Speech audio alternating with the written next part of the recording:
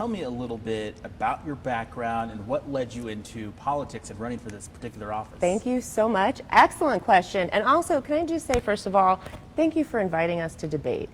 And I absolutely accepted, because that's critical in a democratic republic, that you stand side by side with your opponent, you represent your ideas. So Lauren Bobbert has turned down 2 debates now on TV. So I appreciate the opportunity to be here and to address the audience. Thank you for the question. I'm running because I am a daughter of this district. So earliest days were in Sterling, was baptized at St. Anthony's, grew up in Highlands Ranch though. I'm a proud Douglas County graduate. Went to Fox Creek, Crest Hill, and Highlands Ranch High. And then I was working, I earned a full academic scholarship to the Johns Hopkins University from Douglas County Public Schools. And then I was working in DC, most recently in Washington at the AFL-CIO, and as director of speech writing also at the NSF, when life happened to me, Brandon. Both parents got sick at the same time with cancer, and I'm an only child. So thank God for my union, I could drop everything, come home, and provide that end-of-life care. And I'm running because my dad, a lifelong Republican, told me to step up, to give back everything that this community has invested in me. And that's exactly what I'm doing. I'm running to make care easier for everybody. I've been there, I understand the challenges, to lower costs and to keep America competitive. Now, we know this is Colorado's most conservative district, congressional district. So what makes you think a Democrat, yourself, can win in this particular district? Excellent question. So I was raised on traditional family values. Both of my parents were conservative, and they taught me you honor the dignity of work, you honor veterans, and you honor our seniors. And I think that what's appealing to this district is somebody who's from the district, who gets it, who gets our struggles, and who's going to always have the backs of our veterans, our seniors, our families. For example, the PACT Act. That was cancer care for veterans who were exposed to toxins during war. Lauren Bobbert voted against that. That's something I would always have the backs of our veterans, something I would vote for, and that's resonating throughout the district. People want a real representative who's going to put them first over party. And since you brought it up, you mentioned the debates. You were in one debate with her. Yes. It was not televised, as I recall. That's right. I agreed to whatever rules she wanted, wherever, whenever, however. This was at a private golf club, closed to the public. You had to pay to get in.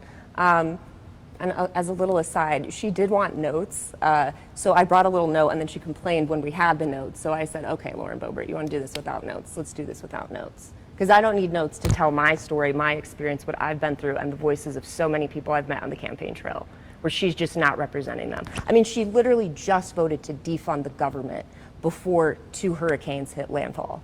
Right? It's having real impacts on our farmers. The Farm Bill is expired. We need to update it. Veterans need to get their benefits. Seniors need to get their SSA. She has to go. They need real representation. Why do you think she's running in a different district here? Well, that's an excellent question. There's a little Beetlejuice incident. I'll let viewers decide whether or not that had anything to do with it. But the fact that she was so vulnerable, she won by less than 600 votes. Less than 600 votes. Now, I have the same pollster that was saying Lauren Bobbert was vulnerable in that race last cycle, in this cycle in Colorado 4. So we can absolutely beat her, and we have the momentum. So folks, check out Trisha4Colorado.com, pitch in, vote, and help us get across the finish line. Moving into some issues here, Coloradans have been very concerned about inflation, specifically food prices, its impact on food prices. What policies would you support in Congress to address this? Absolutely, this is an excellent question. We have to address price fixing by these conglomerates at the top that are using AI specifically to fix the market, and it's hurting our farmers. It is hurting our local growers, our ranchers, our farmers. I'm going to do whatever it takes to make sure that they can be prosperous, because right now a lot of them are underwater, frankly. So number one, we got to pass a farm bill. Right, we're outdated, we're on a CR, we need a farm bill immediately. We also need to look at the financial mechanisms that are going to make life easier for farmers. A corn cutter right now is $1 million. That's a mortgage, right? But instead of paying it off in 30 years, you got to pay it off in 5. We need to relook at how we're financing our farms to make sure people can stay in it and people can pass on their farms. And then also I would say reshoring manufacturing too for all the kind of pieces that are connected to farming. So our pesticides, our fertilizers. Why are we paying $15,000 for a small bat from China? We should be making that here. Recent USDA report says American farmers will lose up to a quarter of their income here over the next 2 years. Yeah. What would you do to help farmers and ranchers in this district? Yeah, absolutely. Well, I'll tell you what, I would have passed the bipartisan infrastructure bill, the bipartisan Chips and Science Act, because that actually has funding for, one, the infrastructure that we need to help support our farmers to make it more lucrative so they can grow food, as well as investments in the science and technology that can help our farms that are already in practice be even more productive, and to do so with even less resources, because as you know, water is a perennial problem. Absolutely. What other measures would you support to address these economic concerns that voters in your district, in this district, have? Yeah, absolutely. Well, and you're talking about food specifically, right? We need to get innovative. I actually was just at Morgan Community College, and it's called Farm Box. It's amazing. It's like a giant trailer, and you can grow food right inside of it. It's all climate control, it's pesticides control. That's how we can address things like food deserts, where people who literally don't have access to food, we can start looking at mechanisms like that right now. So seeing what works, and let's expand it and scale it to take care of our folks in our district. Would you support increasing the minimum wage? I would. I absolutely would. Yeah. What should it be, do you think? I think we would have to kind of look at it for inflationary prices. I think $15 is reasonable in this day and age. Okay. Now on housing, of course, a lot of people want to buy a home in Colorado. Some people think it will never happen just because prices are so high. What would you do in Congress to address housing affordability? Yeah, absolutely. So I think we need to make it so that lenders or folks on Wall Street can't just come and gobble up our housing and drive up the prices to make a profit. So that's one aspect of it. We need to look at how we're developing. It has to be done sustainably is the other thing, right? We have limited resources like water. So we want to make sure the developments they're density intense, that they're using less water. But this is a problem all across our entire district. I mean, I was in Phillips County, where Melissa Memorial Hospital, they're trying to recruit doctors, right? But they don't even have the housing for that either. I'm really proud to be endorsed by the building trades, I'll say, and they have an amazing apprenticeship program for training those folks who can build our homes. So there's a need, there's a will, there's lots of people who want it. I will bring partners to the table to do whatever I can to make sure that we're addressing this issue. Would you support rent control?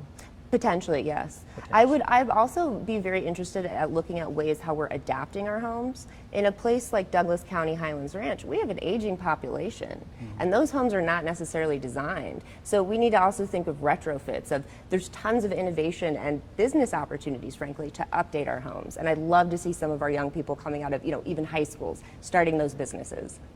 Do you support Vice President Harris's economic plan? It includes providing down payment assistance of $25,000 for first-time home buyers. She, of course, wants to also expand some tax credits, including the child tax credit. Do you support Ding, ding, that? ding. I love the child tax credit. I'm a huge fan of that. We know it reduces child poverty.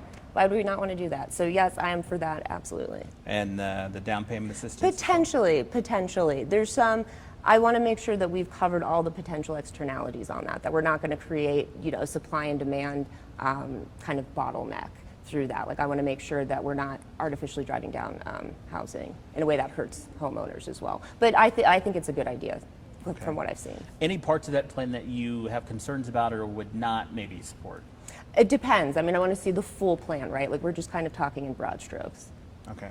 Moving on to healthcare, what policies would you support to address healthcare costs? Well, this is very, very personal to me. When my dad was first diagnosed with a terminal illness, I got 4 extra years of life beyond that diagnosis, thanks to life-extending medication.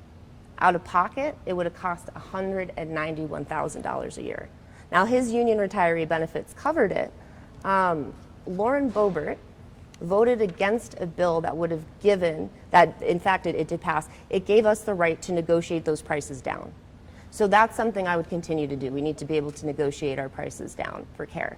I would also say that even though we're seeing a $35 cap on insulin for seniors, we're now hearing of things like an insulin shortage. In 2024, in the United States of America, there should be no shortage of medication. The Eastern Plains has incredible potential to be a biomanufacturing hub for the entire United States of America. And that would be actually critical to our economic and national security. So I would love to bring partners together to look at that. All right. Another big concern is the opioid crisis. What would you Yeah, that. absolutely. I mean, in that we need to get tough on the precursors that are coming from China in the way that they're manufacturing it. I will say one very, very hopeful thing that I've seen on the trail is a model for recovery. For people who have recovered from addictions and then are facing homelessness, this program, it's like a 40% success rate. And it's actually at a decrease to the taxpayer of something, I think it's like a 50% reduction overall in cost of services. So more programs like that work. Okay. Where do you And stand- of course, I mean, I would have passed the bipartisan border bill, where our Custom and Border Patrol was asking for more resources to help stop the flow of fentanyl at the border. And Lauren Bobbert voted against that. All right, and we'll get more into immigration here in a moment. But on abortion rights, what's your stance? This is deeply personal. Again, so year before I was born, parents were in rural Sterling. Mom had an ectopic pregnancy. So thank goodness there was a surgeon there that night at the ER, because a lot of nights there were not. He saved her life and made mine possible the next year. Lauren Bobbert wants a ban, no exceptions. So my mom would have died or that doctor would have been criminalized. And we're seeing the results of those restrictions right now in places like Texas, where women are dying preventable deaths. This is deeply personal. Women are dying preventable deaths. So we need to restore our rights that we had under Roe. And I also don't think it's any of her dang business when, if, how I start or expand a family. And I think most folks, especially in Douglas County, where we have a very high rate of IVF, would agree. Should there be any restrictions in place? When there are restrictions, people die preventable deaths. There is needless harm that happens. I want to leave it between a woman and her doctor, period. Okay. Scientists say Colorado will face water shortages in the future due to warming temperatures and growing population. What specific actions would you support in Congress to address this and other climate-related matters? Yeah, absolutely. Well, getting rid of Lauren Bobbert, I think, is absolutely urgent because she's played games with our water security her entire time in Congress. So, for example, there's a bipartisan bill that would have invested tons of money in water infrastructure and storage for the Eastern Plains. She voted against that. Then she earmarked a special little project, put it in an omnibus bill, and voted against it. So one, we need a farm bill. Okay, that's for starters. Two, we need to look at already what's working on the ground. That's not some for-profit scheme like we're seeing in Douglas County, but the Parker has an amazing, it's the Platte River Valley Water Conservation Partnership. It's amazing. Helping them with what's already working there with the Arkansas Valley Conduit as well as the Republican River.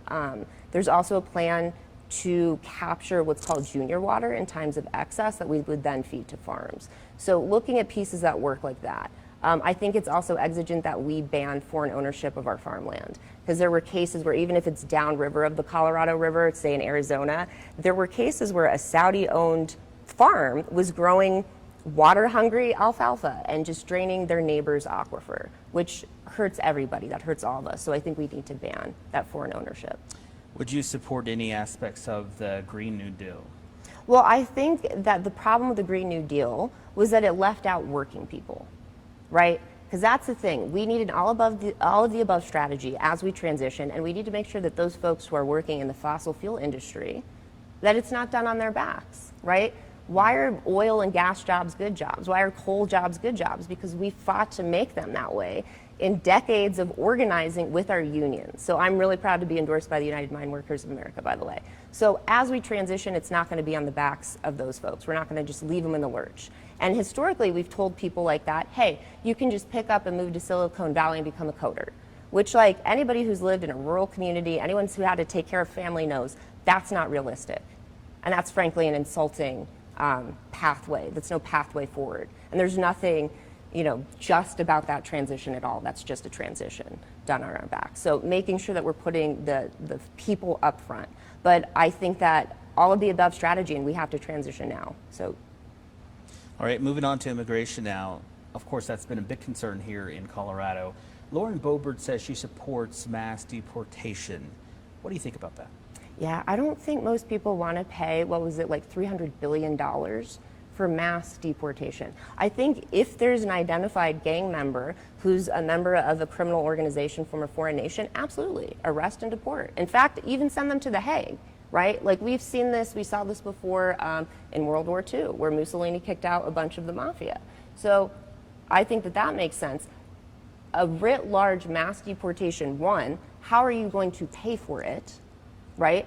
And number two, that's going to be unbelievably disruptive and harmful to our communities and to our economy, frankly.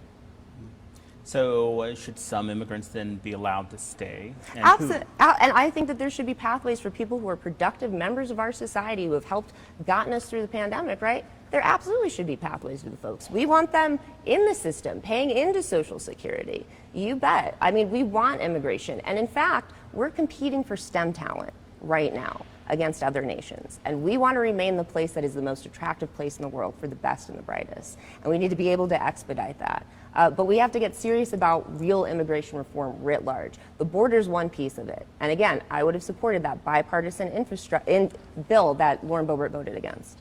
All right. What support should the government provide to undocumented immigrants while they're awaiting their asylum case, for instance? Well, I'll tell you this. I think that we need to protect immigrant labor in our country. Right now, UFCW raised a claim against JBS, where there are allegations of human trafficking using TikTok. We need to protect those migrant workers, right, where they're potentially being forced into company housing, right? We have moved so far beyond that. We cannot have that backslide of labor rights. That hurts everybody who works for a living in the United States of America. Should the government provide them with housing and health care? They should absolutely, I mean, there shouldn't be company housing, that's for sure, I mean, in absolutely. general, Absolutely. We need more amnesty judges. We need amnesty judges quicker to make sure that we're getting people on the pathway who are here to work, to be able to work. Okay. Gun control now. What's your stance on that? I think that there can be progress for common sense gun control. Put a lock on your gun and we can prevent the leading cause of death in children. Would you support banning certain types of firearms? Not outright. I'm going to say that not writ large. I mean, we have a responsible gun ownership culture here in the West, especially on the Eastern Plains, and folks absolutely support the Second Amendment and believe in it. So I'm not going to support a ban just automatically. It sounds like you stand apart from most people in your party then. I mean, I'm representing my district. I am running for the people in our district. That's right. Okay. Do you support giving more money to Ukraine and Israel? For Ukraine, absolutely. I'm reading reports even that there are now potentially North Koreans actually on the ground in Ukraine. So yes, I mean, as part of our NATO alliance, yes. I think with Israel, we need to be careful. I want to see the Leahy rule applied. I want to make sure we're adhering to our human rights standards. But at the same time, Israel, of course, has a right to defend itself. And what happened on October 7th was heinous. I'm hopeful now with the death of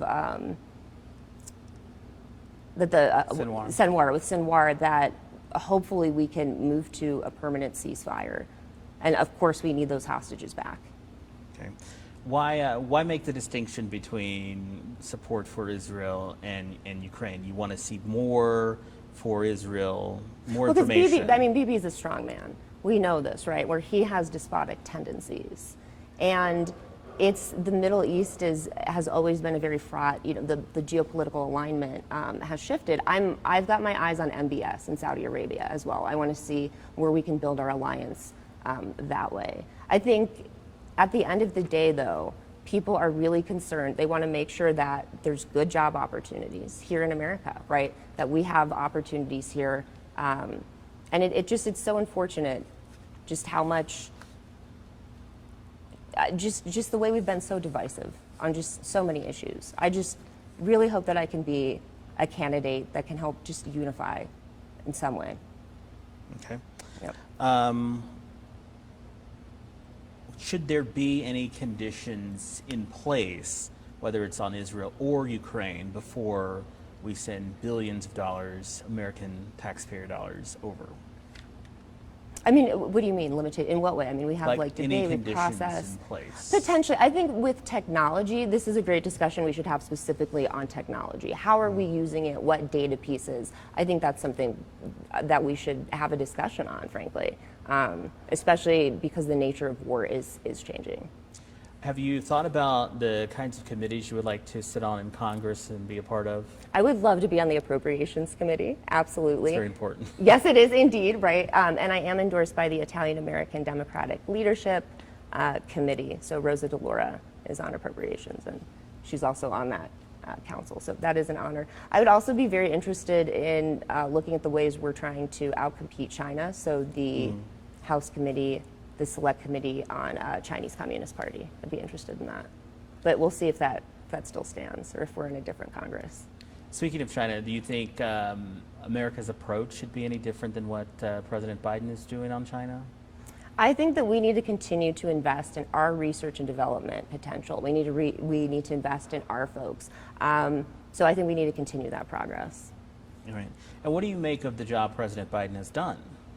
I think that President Biden stepping down and letting a new generation of leadership come forward will go down in the history books as one of the most selfless and pro-American moves a president has made. All right. How would your approach, I know that you have a different outlook in terms of policies than Lauren Bobbert, but just in general, how would your approach be different in terms of how you conduct yourself in Congress and even when you're not on the floor, for instance? Yeah, absolutely. So when I worked at the U.S. National Science Foundation, I worked for a Trump appointee. When I worked for the labor movement, I worked for people from all walks of life, all sides of the aisle. I like to go in immediately looking at where can we find common ground. I'm not there for conflict. I'm not there for myself. I'm not there for headlines. I'm there to actually get things done. And you know, for the young people who are looking, I just want to encourage them, go into public service, go into policy, go into politics, get involved. It's not the funnest thing or the most glamorous, but we need you.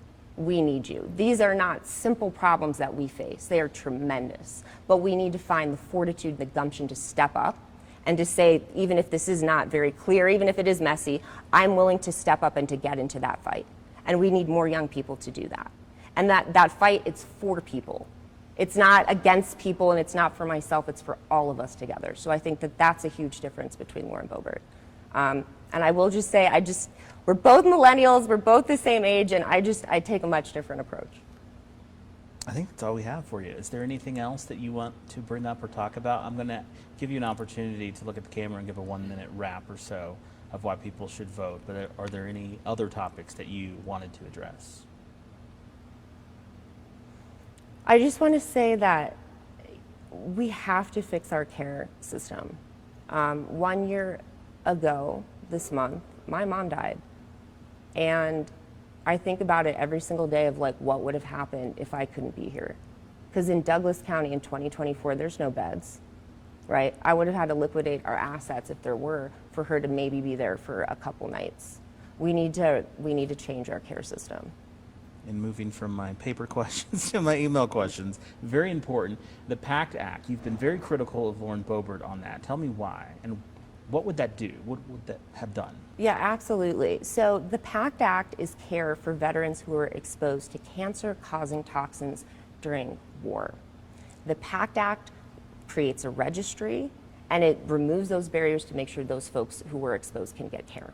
Lauren Bobbert voted against it. This is deeply personal because there are folks my age, everywhere we go on the trail, we meet people who are starting to see the effects of serving our country overseas. And they absolutely deserve the care. I mean, because Lauren Bobbert always says she's for America first, and I don't know how you can make that claim seriously when you constantly put our veterans last. All right. And if you like, you can look at this camera, and in about 1 minute, I'm not going to time you, explain why voters in this district should vote for you. Okay. All right, so my name's Trisha Calvarese. I'm running for Congress in Colorado 4, and I'm asking for your vote because unlike Lauren Bobbert, I didn't ditch one district for another after embarrassing myself at Beetlejuice. I'm a daughter of this district. I'm for here, I'm from here. I'm a proud graduate of Douglas County Public Schools, and I am running to make it easier for everyone to take care of and to spend time with the ones they love.